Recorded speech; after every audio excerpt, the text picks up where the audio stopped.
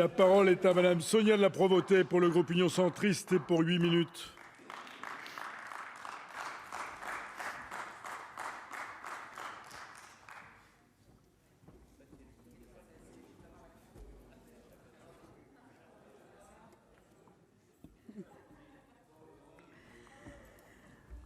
Monsieur le président, monsieur le ministre, madame et messieurs les rapporteurs, madame la présidente de la commission, mes chers collègues, comme nos rapporteurs Sylvie Robert et Alain Schmitz l'ont justement exprimé, le budget 2020 de la culture et du patrimoine est un budget de transition et de paradoxe, allant de points positifs en points de vigilance.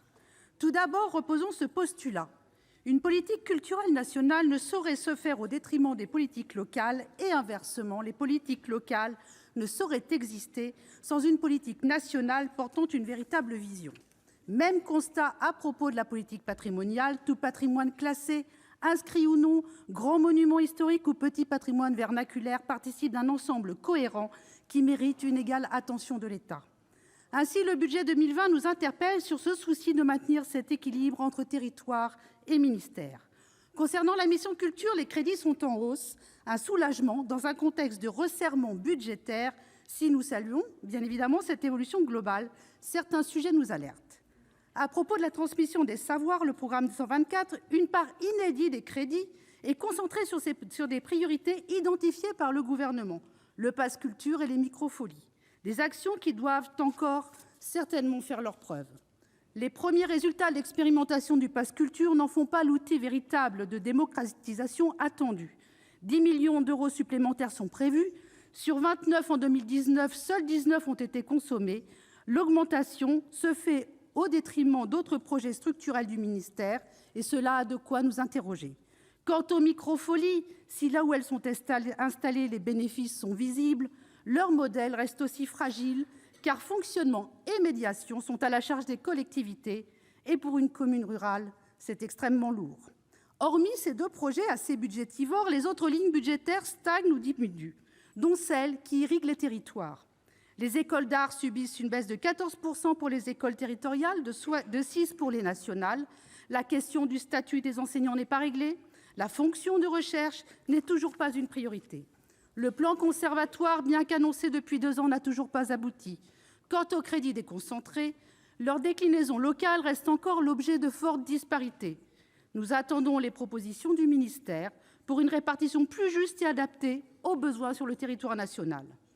Sans critères véritablement formalisés et sans orientation claire, les collectivités locales, pour le moment, ne voient pas venir cette liberté tant attendue. Les DRAC ont peu de souplesse. Une fois les obligations budgétaires passées, difficile de trouver des reliquats de crédits en soutien aux initiatives locales, certes atypiques.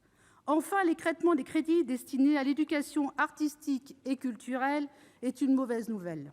Le 100% EAC, bel objectif, garde des contours flous dans son application, tant sur le plan des moyens que qualitatif. Ces actions reposent beaucoup sur la bonne volonté de l'établissement scolaire et des collectivités qui en sont les grands financeurs. Monsieur le ministre, nous attendons vraiment le contenu du travail interministériel entre l'éducation nationale et la culture.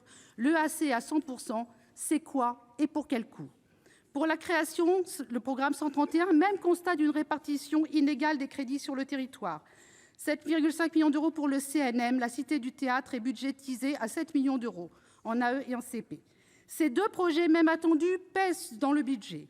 Pour les crédits territoriaux, si on peut noter l'effort pour les résidences d'artistes, offre par excellence destinée aux innovations pratiquées notamment dans les communes rurales, à contrario, dans le budget 2020, l'accompagnement du spectacle vivant et des arts visuels est à la peine. Deux domaines pourtant grands pourvoyeurs de l'offre et de la dynamique culturelle en local. Les crédits baissent pour le spectacle vivant, alors que les équipes artistiques, quelles que soient les disciplines, ultra présentes et actives, devraient faire l'objet au contraire d'un soutien plus offensif. De même, les arts visuels restent toujours en retrait des priorités. L'accompagnement des salles publiques locales hors label est non encore clarifié. Pour le budget du patrimoine, nous pouvons faire le même constat, celui d'un délicat équilibre entre le national et le local. Le budget 2020 est en légère hausse, c'est une très bonne nouvelle. Mais dans sa déclinaison territoriale, cette hausse est inégalement répartie. Il y a, vous le savez, une grande injustice ressentie entre les grands travaux parisiens et la province. Si l'effort réel consenti en direction du patrimoine monumental est présenté comme le fruit d'économies du Louvre, il y a aussi en réalité des redéploiements de crédits. En particulier, une diminution de l'ordre de 5% des subventions en investissement accordées aux collectivités territoriales et aux propriétaires privés en vue de la restauration de monuments historiques. Ils disposent pourtant du plus grand nombre de monuments en péril. La question de leur conservation est de nouveau posée. Nous soutiendrons donc l'amendement de la commission des finances à ce titre. Le patrimoine vernaculaire, certes moins spectaculaire, reste une mince partie du budget. Nous le répétons, il fait l'âme des territoires, les Français y sont attachés, comme l'a montré la mission Bern. Le patrimoine est un tout. Monument historique ou petit patrimoine, inscrit, classé ou non, l'État doit y veiller et avoir le souci de considérer chacun. À ce titre, la non-compensation des taxes du loto du patrimoine est à mettre au compte des mauvais signaux. La réforme de l'article 50 de l'avantage fiscal au grand mécénat fragilise cette ressource essentielle au territoire. Avec cette autre menace fiscale portant sur le dispositif Malraux, ces messages aussi sont déstabilisants. L'écosystème du patrimoine est délicat, avec une répartition toujours sur une logique de crête de financement entre le privé et le public. Il est fragilisé actuellement avec ses contradictions permanentes. Preuve en est, quand l'État, le ministère de la Culture, affirme son rôle de pilote aux côtés des collectivités, des politiques patrimoniales, cela marche. Ainsi, le fonds incitatif et partenarial pour les monuments historiques situés dans les communes à faibles ressources connaît un véritable succès. Il augmente, c'est positif, mais c'est encore insuffisant. Enfin, hors la question des moyens, celle des besoins organisationnels, techniques et d'expertise se pose. C'est pourquoi les DRAC doivent rester disponibles auprès des territoires pour le patrimoine. Reposons ici la question de la compétence de l'État en matière d'assistance à maîtrise d'ouvrage. Elle fait cruellement défaut. Monsieur le ministre, je terminerai en insistant sur le rôle majeur joué par les collectivités territoriales qui restent en France les premiers financeurs de la culture et pour une grande partie du patrimoine. La perte de plus en plus grande de l'autonomie financière des collectivités a un lourd impact. Les acteurs du secteur sont inquiets car au fil des années, les budgets tendent vers d'impossibles équations et les dépenses culturelles et patrimoniales se réduisent déjà dans certaines collectivités. Patrimoine ou culture, on le voit bien, la France a besoin d'une politique territoriale et d'une politique nationale qui s'unissent et se complètent.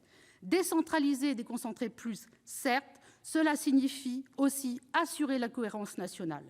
L'État doit éviter les actions trop visibles ou communicantes et se consacrer surtout au travail laborieux et minutieux sur le terrain, aux côtés des collectivités, pour décliner avec justesse et justice l'accès à la culture, consacrant les droits culturels d'une part et la valorisation du patrimoine d'autre part. Monsieur le ministre, malgré ce souci d'un pacte entre l'État et collectivités à clarifier et conforter et pour lequel vous pourrez compter sur nous, nous soulignons l'effort global du budget sur les masses budgétaires et notre groupe votera en faveur des crédits culture et patrimoine.